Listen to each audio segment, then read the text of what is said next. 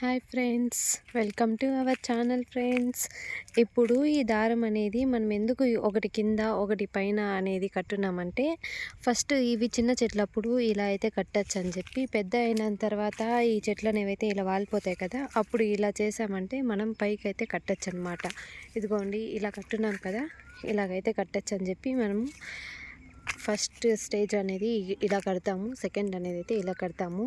Width అనేది అయితే ప్రతిదానికి ఇంత గ్యాప్ అనేది ఎందుకు ఇస్తామని చెప్తే, మనం బాగా చెట్లు అయితే బాగా వస్తాయి అని చెప్పి అయితే అలా ఇచ్చున్నాము.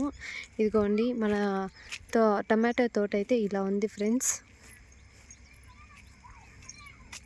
ప్రతి ఒక్క లైన్కి అయితే ఇటువంటిది 2 to 3 లేదంటే 3 to 4 అనేవి అయితే ఉంచాము.